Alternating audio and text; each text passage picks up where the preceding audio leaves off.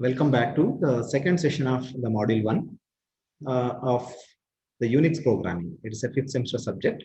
We are going to continue with the first chapter topics. And now in this session, the first topic of today's session is Unix structure. The Unix structure, it is the interfacing how the user, a shell, kernel, hardware, utilities, and application programs are interfacing or communicating with each other. Initially, whatever the operations we are going to do with the Unix operating system, we have to go through the user. User has to enter the commands with the options or without options, with the arguments or without the arguments. And whatever the commands entered by the user, those will be received by the shell. The shell, through the shell, it will be reached to the kernel through the utilities or the application programs. The kernel process the commands whatever the user entered, and once the processed command will give the output that will be displayed on the hardware. Let us see in the next slide. See, in the Unix structures we have the 6 important things. One is user, shell, utilities, application programs, kernel, and also hardware. What is kernel? The kernel and shell we have already studied in module 1. So we have already studied in session 1. Even though, so we will go through once again. The kernel, it is an art of Unix operating system. This is the main thing. Now, for a human, the art is the important thing. Blood should be pumped through the art. Similar to that, the kernel is an art of the Unix system, Unix operating system. All the operations should be carried out through the kernel. Then the kernel contains the 2 basic parts of the OS. One is process control and resource management. This is about the kernel. Then the shell, which is also we have already studied in session 1. Shell has the 2 major parts. One is interpreter, another one is shell programming. The shell interpreter, which reads the user commands, whatever the user enters, our commands will be read by the interpreter and works with the kernel to execute them. So whatever the commands we will enter, that will be go through the shell and that will be reached to the kernel. The kernel process it and execute it.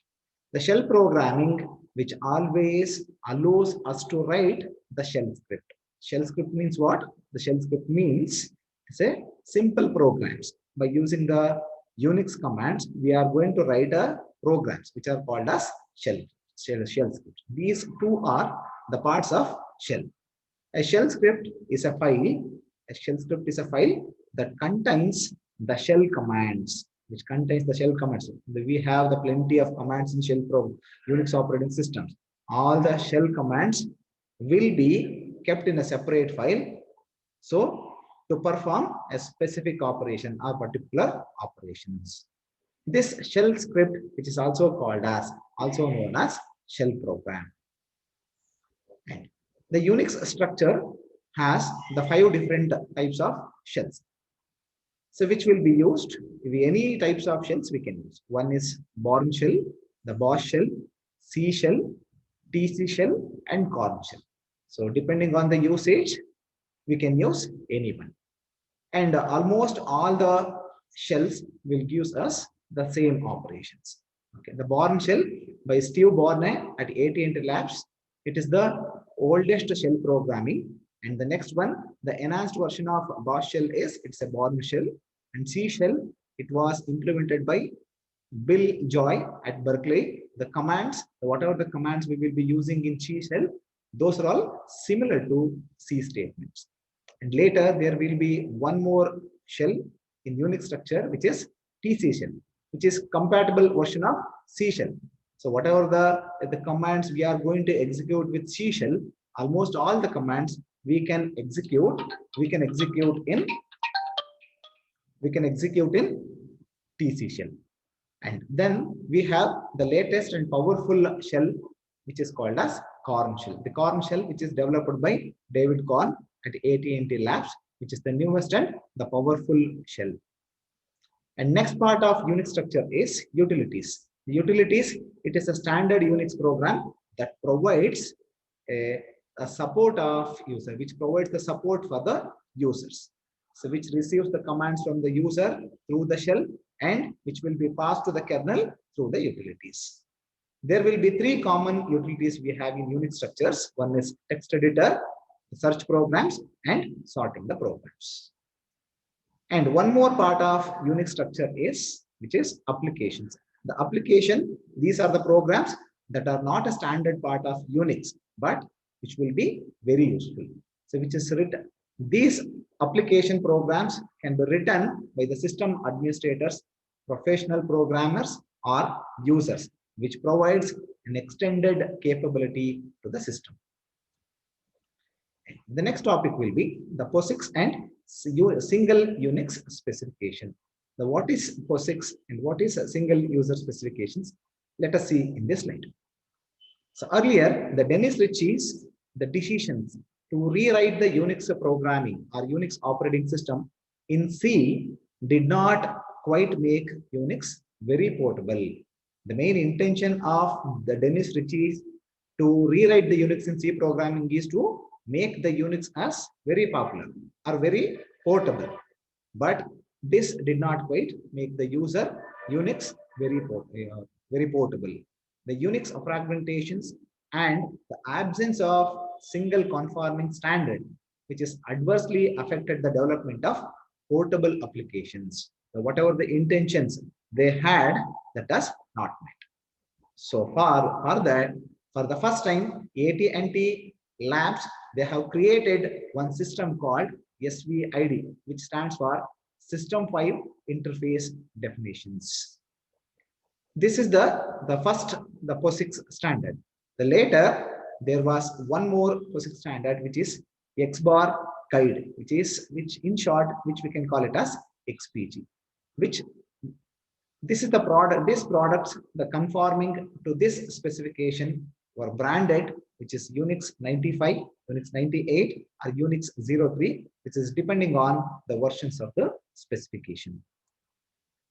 So continuing with the POSIX and the single Unix specification, the another group of standards to create the POSIX and single Unix specification, which is portable operating system interface and computer environments.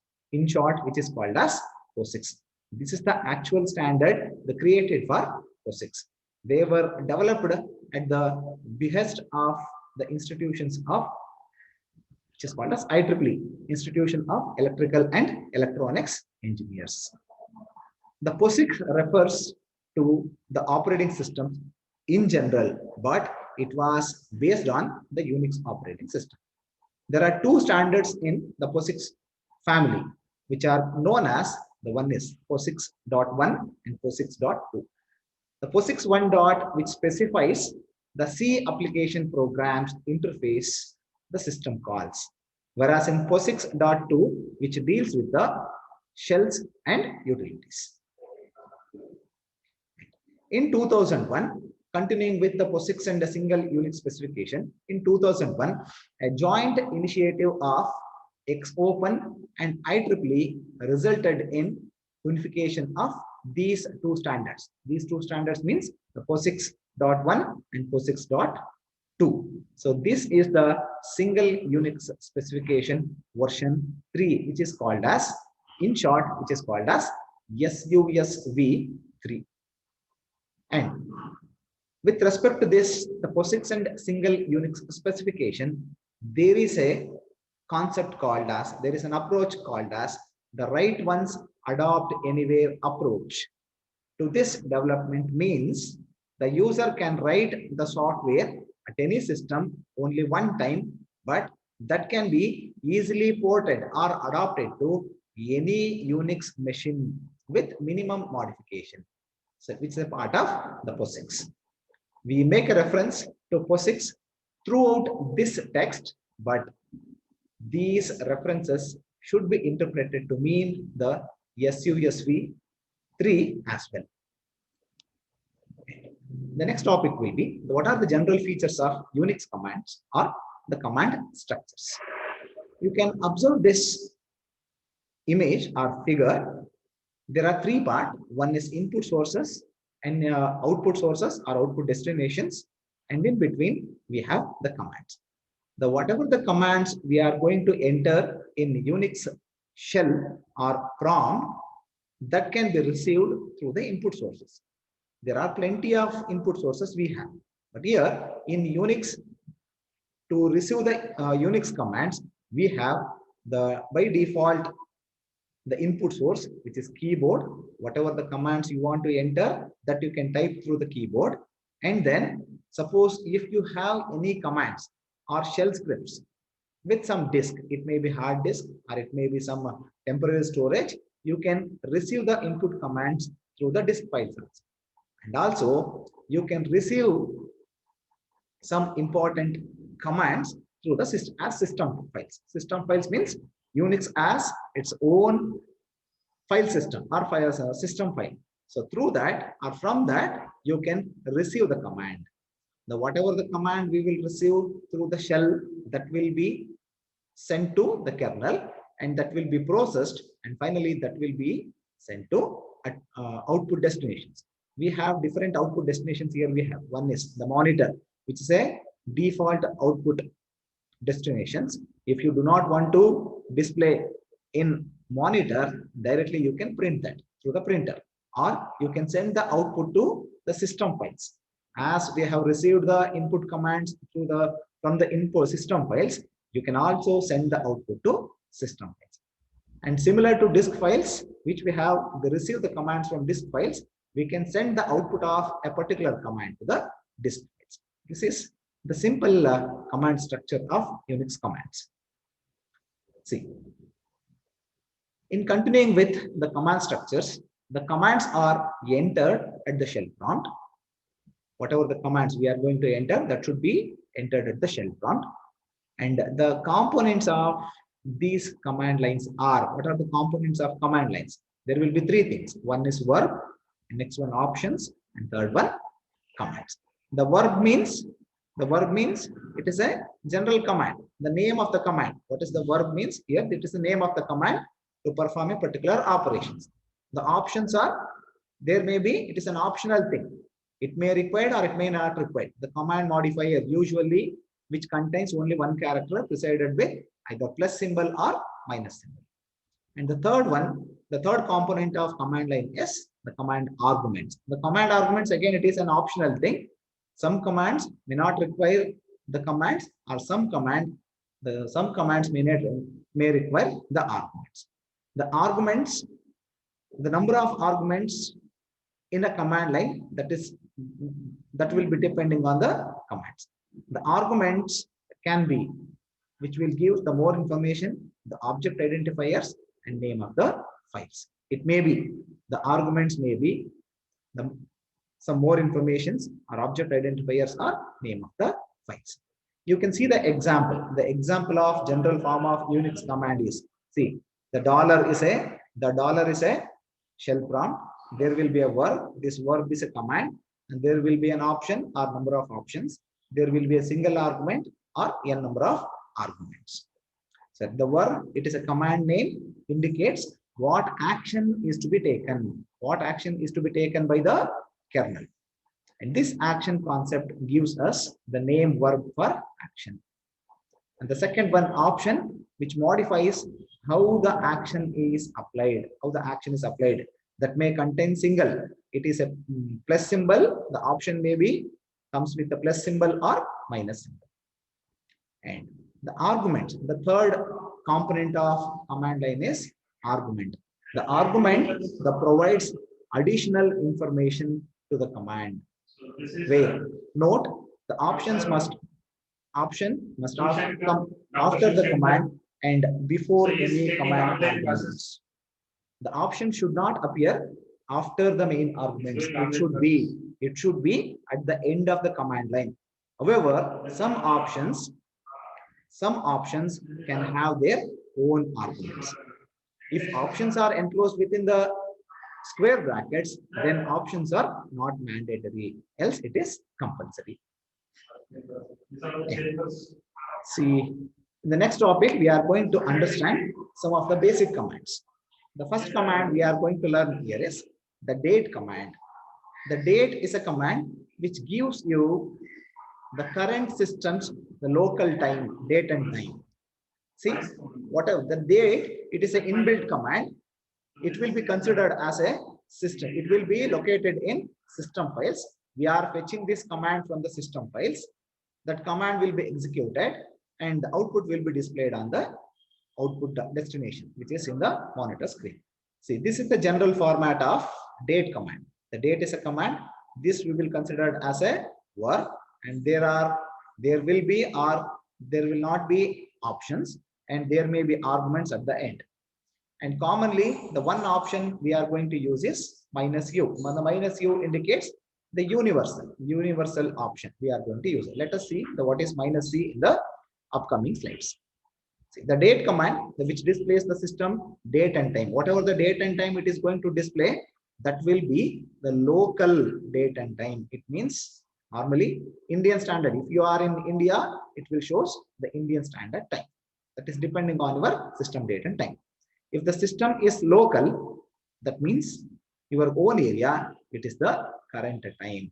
If the system is remote, if you are using some servers or something like that, if the system is remote, such as across the country, the reply will be contained the time where the system is physically located. It will display the different times. It will not be the local time. The input for the date is the system itself. The input, the date is the file, the whatever the command we are going to receive, that will be from the system. The date is actually maintained in the computer as part of operating system. The date command sends its response to the monitor when it executes. See, this is the example of date command. We are going to enter the date command at the shell prompt. Okay, when we enter this date command, and if you press the enter key, it will show us the local time. Sunday, August 28, 13, 38, 39. It means afternoon, 1 p.m., 1 p.m., 38 minutes and 39 seconds. This indicates 2016, and it is a local IST, Indian Standard Time, it is displayed. See, we have seen some minus u option in the previous slide. See, look at this. The date command along with the minus u option. The minus u option, which will show you the universal time. Look at this. Sunday, the same date command with the minus u option. Sunday, August 28, the morning 8 o'clock, 2 minutes, 13 seconds. Look at this. There will be UTC, the year 2016. UTC. The UTC stands for the Coordinated Universal Time. This indicates that this is not the local time. Say for this, if you want to get the Coordinated Universal Time, you have to type the minus u option along with the date command. Okay. Look at this. There are plenty of options along with there are plenty of formats along with the date command. The A, lowercase a, uppercase a, lowercase b, uppercase b, and so on. Till Z, we have the plenty of options. The each format code will give you the different date and time options.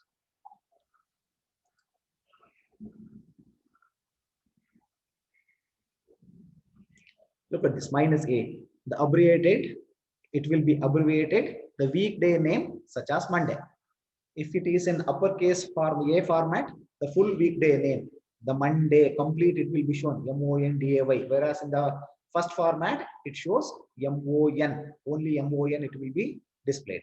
If it is the format code will be in uppercase B, the full month name such as January, it will be displayed. If it is minus B date format, then it will shows the month only in short form, JAN, January. And similar to that, we have the plenty of options. I will share this notes and PPT to you. You can just check what are all the format code I have given to you. You can check and see the output.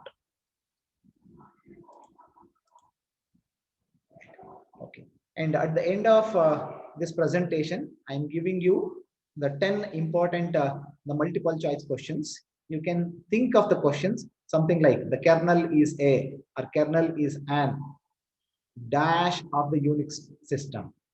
In the first slide we have studied, it is an art of a Unix system. Similar to that, we have I have the 10 multiple choice questions along with 4 answers. You can think of the questions and choose the right answers. Thank you. I'm going to stop the class now. Thank you. We will continue in the next class.